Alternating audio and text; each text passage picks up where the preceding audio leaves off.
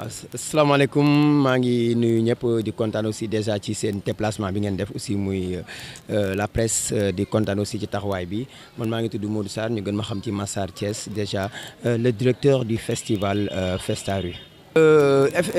Initiative bu panel bi c'était juste aussi que ñu bañ a wax rek ne déjà le monde culturel warul yem rek ci côté folklore mooy di def benn festivité def concert def spectacle mais dafay am bis yoo xam tamit dañ ci war a toog di ci weccoonte ay xalaat di ci sotti ay xam-xam di xool aussi ay kàngam yi nga xamante ni macha allah yàlla jagleel na leen ñu am ci benn xarañte ñu invité leen ñu mel ne aussi Ibrahima Louis Mango bi nga xamante ni déjà il est le professeur de lettres et en même temps di def critique littéraire ak critique d'art ñu ñëw échanger ak déjà les artistes hip-hopeurs les danseurs même les comédiens ñu ñoom ñëpp ñëw nañu wax dëgg yàlla pour ñëw ñu ànd ak ñun bokk waxtaan bi bokk xalaat bi ku nekk génne ci say xalaat par rapport aussi ak ni mu defee exposition bi je pense que loolu lañ ci jublu woon te yàlla def na sutura franchement affaire bi jaaroon na yoon nit ñi ñëw nañ te jàngee nañ ci lu bare.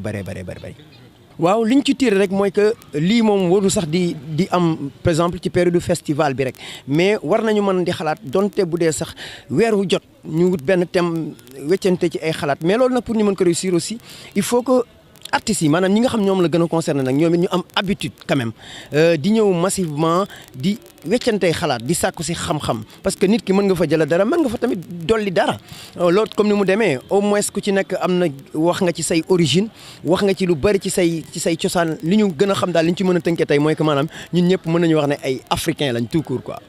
Je le crois bien sûr, parce que aussi on a vu que le panel était intéressant, on a vu que déjà le conférencier et déjà les participants, ils ont échangé, ils ont vraiment, tu vois même en eux que vraiment ça les intéresse profondément parce qu'ils ne se sont pas déplacés, ils ne sont pas partis, ça veut dire que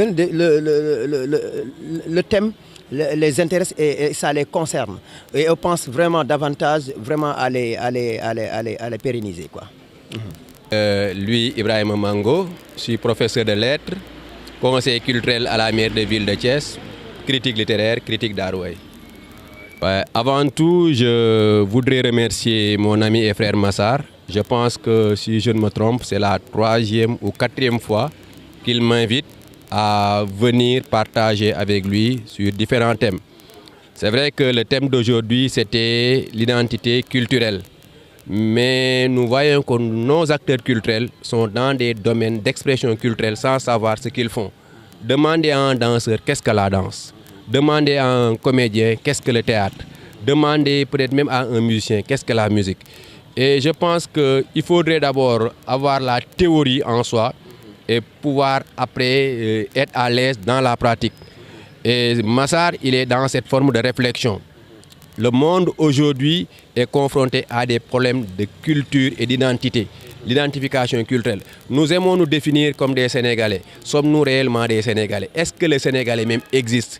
Nous aimons nous définir comme des musulmans, comme des chrétiens, comme des... Est-ce que ces identités-là existent réellement? Donc la question qu'on a cherché à se poser, c'était qui sommes-nous?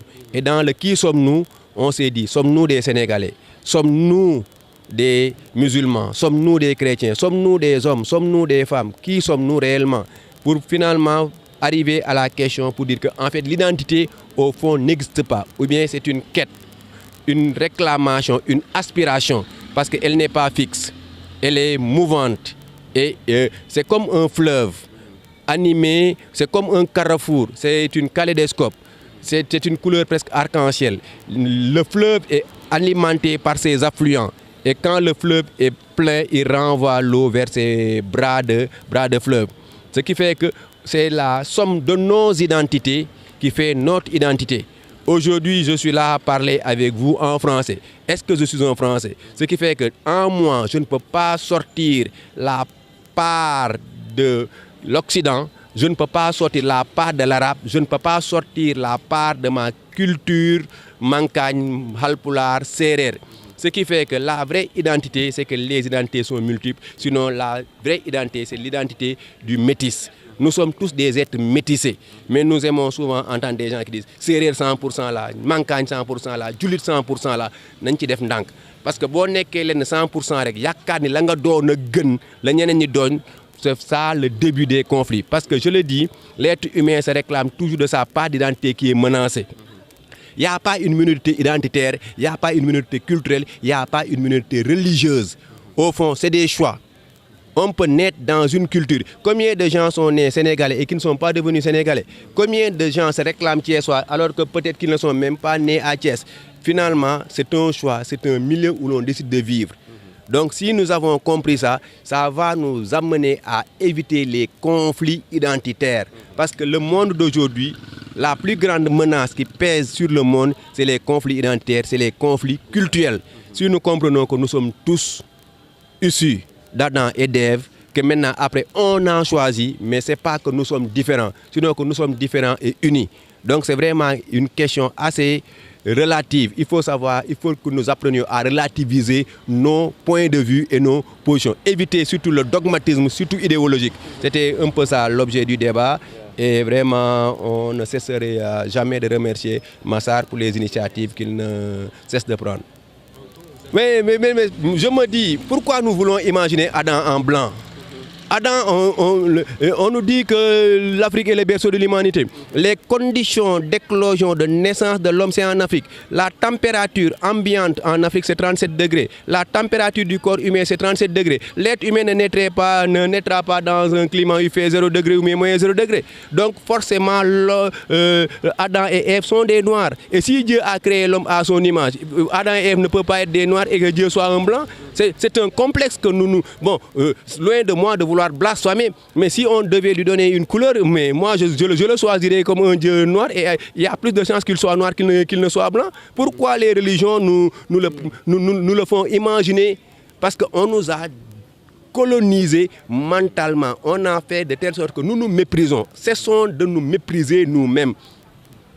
C'est ça le drame de la colonisation. Dañoo dem bay xeeb suñu bopp.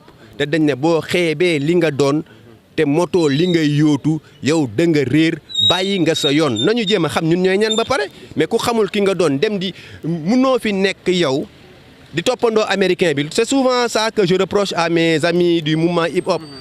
Le rap, le jazz fii la cosaanoo jazz boo ko munoo jël un mot anglais buy signifier jazz jazz moo olof sax lay war doon jaxas moo doon jazz. mais dañuy jékki-jékki xeeb suñu bopp yaakaar ni bu ma dañoo dem ba gëm naa ni bu fi benn fële port bu fa ay bateau taxawoon ne kaay leen ñu dem Amérique dootuñu dugg ci dëkk bi di jàpp kenn nit ñee daw songi bateau yi parce que dem nañ ba gëm ni suñu continent du dem te nag suñu continent mooy continent bi gën a riche ci monde bi.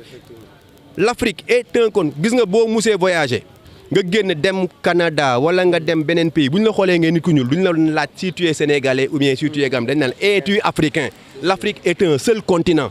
L'Afrique est un seul pays. li ñu naan Gambien sénégalais mais ñun ñëpp empire du Mandé la ñu bokkoon sénégalais est-ce que xam nañu ñun ak maliens yi hymne national bi ko Senghor di bind il n'avait pas pensé presque Sénégal il avait pensé malien parce que c'est la chanson de Sogolon à la naissance quand son fils Soundiata a commencé à marcher yooyu la nit ñi war a xam te nag da ngay dem ci fa ñuy waxtaanee xam-xam da ngay dem ci thème yu mel ni yi Mazad di posé boo ko xamee day tax bu ëllëgee munoo doon sa ambassadeur dëkk boo xamul yow yaay kan. te nag ñu wax ñu ñun ñooy ñan day am solo tabarakallah